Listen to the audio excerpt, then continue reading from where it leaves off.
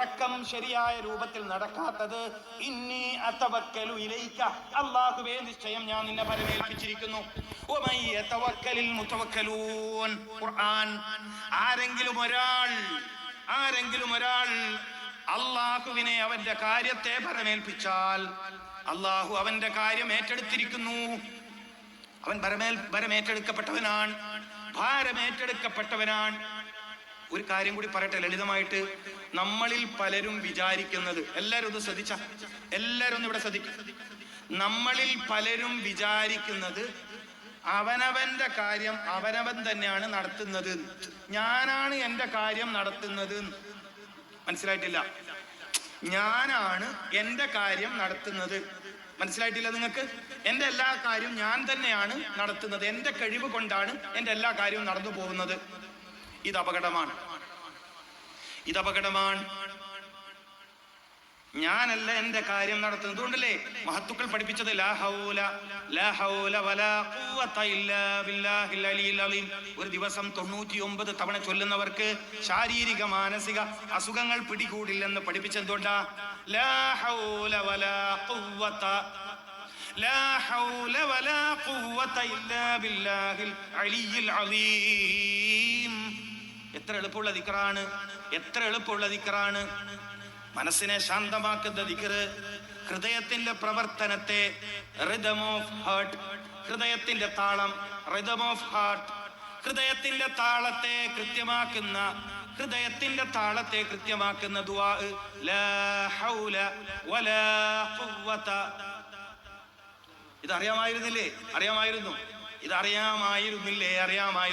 എന്നിട്ട് എന്തേ? ഇല്ല, ഞങ്ങൾ പിന്നെ കോഴിക്കോട്ടേക്ക് പോയി, അവിടുത്തെ മംഗലാപുരത്ത് പോയി, പിന്നെ മദ്രാസിൽ ആരോട്ട് എന്നിട്ട് അവിടെയും പോയി. ശരിയായോ? ഒന്നും ശരിയായിട്ടില്ല.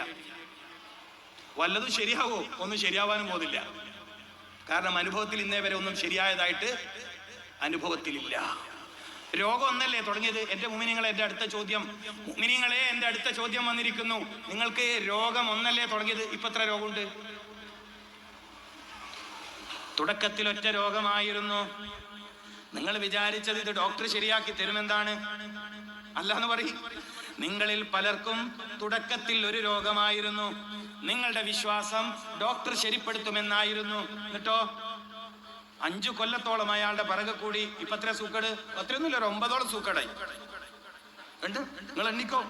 നിങ്ങൾ എണ്ണിക്കോളൂ. രോഗം തുടങ്ങിയ കാലഘട്ടം ഓർമ്മിച്ചു കൊള്ളുക. ഷുഗറായിരുന്നു തുടക്കം. എന്തോ ഒരു വിഷയം വന്നിട്ട് ഭയങ്കര മൂത്രമൊഴിച്ചുകൊണ്ടിരിക്കുക, തൊണ്ട ഇങ്ങനെ വറ്റി വരളുക, വല്ലാത്തൊരു വെപ്രാളം. അവസാനം ഡോക്ടറെ കാണിച്ചപ്പോൾ ഷുഗർ നോക്കിക്കളി എന്ന് പറഞ്ഞു. നോക്കുമ്പോഴത്തേക്ക് 450 കഴിഞ്ഞു. നല്ല ഡോക്ടറാണെങ്കിൽ എന്ത് പറയും? ഒന്ന് ഭക്ഷണം കൺട്രോൾ ചെയ്യും, മരുന്ന് ഇപ്പൊ തുടങ്ങണ്ട, ഒരു 10 ദിവസം ഭക്ഷണം കറക്റ്റ് കൺട്രോൾ ചെയ്യാൻ പറയും. നല്ലൊരു മനുഷ്യപ്പറ്റുള്ള ഡോക്ടറാണെങ്കിൽ. കുറച്ച് കച്ചവട താല്പര്യമുള്ള ആളാണെങ്കിലോ ഇനി ഒരല്പം പോലും വിധിച്ചൂടാ, പെട്ടെന്ന് ഇൻസുലിൻ വെക്കണം. ചില സമയത്ത് അത് പറയേണ്ടി വരും, ചില നിർണായക ഘട്ടത്തിൽ അത് പറയേണ്ടി വരും. അവിടുന്ന് മരുന്ന് തുടങ്ങിയതാണ്.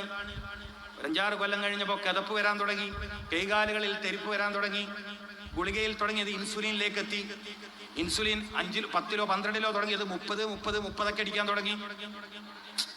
രാവിലെ 30, ഉച്ചക്ക് 35, രാത്രി 25. മാറ്റമൊന്നുമില്ല. ഓരോ തവണ കുത്തിക്കയറുന്നതിനനുസരിച്ചും ഈ ശരീരത്തിൽ മരവിപ്പ് വരാൻ തുടങ്ങി, കല്ലിപ്പ് വരാൻ തുടങ്ങി, രക്തോട്ടം കുറയാൻ തുടങ്ങി, ഹാർട്ടിന്റെ പിടിപ്പ് കുറയാൻ തുടങ്ങി, കിഡ്നിയുടെ പ്രവർത്തനം താറുമാറാവാൻ തുടങ്ങി. അപ്പൊ നെഫ്രോളജിയെ കാണിക്കാൻ പറഞ്ഞു. ാണ് പറയുന്നത്. പലരും എത്ര മരുന്നാ കുടിക്കുന്നത്? 18-20ഓളം മരുന്ന് കുടിക്കുന്ന ആളുകൾ. 18 മുതൽ 20 വരെ മരുന്ന്. അള്ളാഹുവേ, ഇത്തരം ദുരവസ്ഥകളെ തൊട്ട് ഞങ്ങൾ എല്ലാവരും കാത്തുരക്ഷിക്കണേ അല്ലാ. തൊട്ടതിനും എടുത്തതിനും വെച്ചതിനൊക്കെ മരുന്ന് കുടിക്കേണ്ടി വരുന്ന അവസ്ഥകളെ തൊട്ട് ഞങ്ങളത് കാക്കണേ അല്ലാ. ഞങ്ങൾ അറിവില്ലായ്മ കൊണ്ടും ശ്രദ്ധയില്ലായ്മ കൊണ്ടും ഞങ്ങൾ രോഗികളായി, ഞങ്ങൾ വല്ലാത്ത പ്രയാസത്തിലാണ്. നീ ശിഫ നൽകണേ അല്ലാ. ബിരൂരി മുഹമ്മദി മുസ്തഫ സല്ലല്ലാഹു അലൈഹി വസല്ലം. ഞാൻ പറയുന്നത് എന്താ വിഷയം? നമുക്ക് മനസ്സിന് സ്വസ്ഥതയില്ലാത്തതാണ് രോഗങ്ങൾ പലതും ശിഫയാവാത്തത്. മനസ്സിന് സ്വസ്ഥതയില്ലാതാവാൻ കാരണം എൻ്റെ എല്ലാ കാര്യവും ഞാൻ തന്നെയാണ് ചെയ്യുന്നത് എന്ന തോന്നലാണ്. എൻ്റെ എല്ലാ കാര്യവും ഞാൻ തന്നെയാണ് ചെയ്യുന്നത്, എൻ്റെ റബ്ബ് ഞാനാണെന്ന തോന്നല് പാടില്ല. എൻ്റെ റബ്ബ് ഞാനാണെന്ന തോന്നൽ നമ്മളിൽ പലരിലും വന്നിട്ടുണ്ട്. ഇലാഹ് നീ തന്നെയാണ്, ഖാലിഖ് നീ തന്നെയാണ്. ഈ പ്രയോഗം ശ്രദ്ധിക്കണേ, ഇതൊക്കെ നന്നായി പഠിച്ച ഉപകാരപ്പെടുന്ന ഇൽമാണ്. ഇലാഹ് നീ തന്നെയാണ്, ഖാലിഖ് നീ തന്നെയാണ്, പക്ഷെ റബ്ബ് ഞാനാണ്. അതിന്റെ അർത്ഥം മനസ്സിലായിട്ടില്ല. നിങ്ങൾക്ക് ഇതിന്റെ അർത്ഥം മനസ്സിലായിട്ടില്ല. ഇലാഹ് നീ തന്നെയാണ്, അതുകൊണ്ട് നിസ്കാരം നോമ്പ് ഹജ്ജൊക്കെ നിനക്ക് തന്നെ.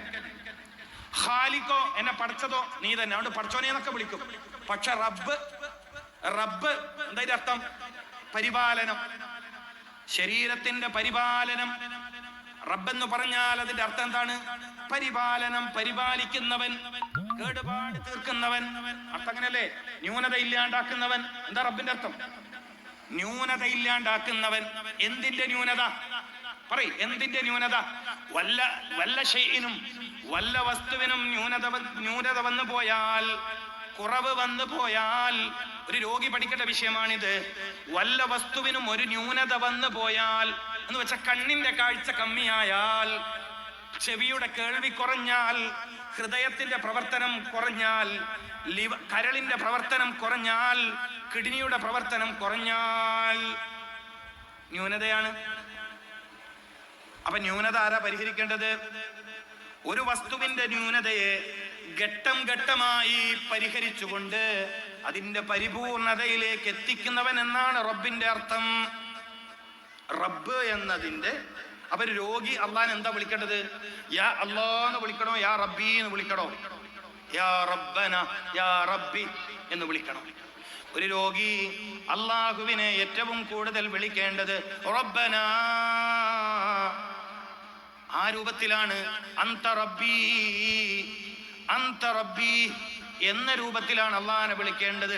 നീയാണ് എൻ്റെ പരിപാലകൻ, നീയാണ് എൻ്റെ പരിപാലകൻ എന്ന് വെച്ചതിന്റെ അർത്ഥം എൻ്റെ ശരീരത്തിൽ ഇപ്പോഴുള്ള ന്യൂനതകളെ പരിഹരിക്കുകയും അതിനെ പൂർണ്ണസ്തുതിയിലേക്ക് മടക്കി കൊണ്ടുവരികയും ചെയ്യുന്നവൻ നീയാണ്.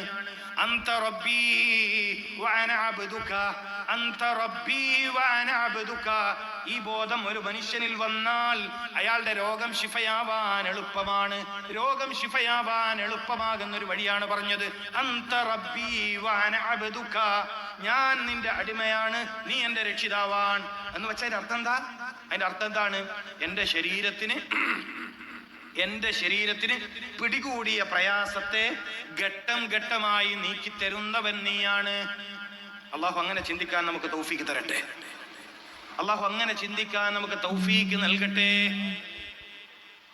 രോഗം മാറുമോ എന്ന ബേജാർ എന്തുകൊണ്ടാ വരുന്നത്? നമ്മൾ ഇന്ന് കൂടുതലും ചർച്ച ചെയ്യുന്ന ബേജാറിനെ കുറിച്ചാണല്ലോ. ബേജാറ് കൂടുന്നതാണല്ലോ പലർക്കും രോഗം ശിഫയാവാൻ വൈകുന്നത്. ഒരു രോഗിക്ക് പാടില്ലാത്തൊരു കാര്യം എന്താണ്? തനിക്ക് പിടികൂടിയ രോഗത്തിന്റെ പേരിൽ ബേജാറ് പാടില്ല. എന്താ അങ്ങനെ പറയാൻ കാരണം? ബേജാറ് വരുമ്പോ എന്ത് സംഭവിക്കും? രോഗം വർദ്ധിക്കും പ്രിയപ്പെട്ടവരെ. ബേജാറ് വരുമ്പോ രോഗം വർദ്ധിക്കും പ്രിയപ്പെട്ടവരെ. അപ്പൊ നമ്മുടെ പരിപാടിയുടെ വിജയത്തിന് വേണ്ടിയിട്ട് സംഭാവനക്ക് വേണ്ടി വരുന്നുണ്ട്. അത് പൊതുവായൊരു പിരിവാണ്, കാര്യമായ പിരിവ് എന്നുള്ള നിലയ്ക്ക് ഇത്രയും മഹത്തായൊരു മജ്ലിസാണ്. ഇൽമ പറയുന്നതാണ് ജീവിതത്തിൽ നമ്മുടെ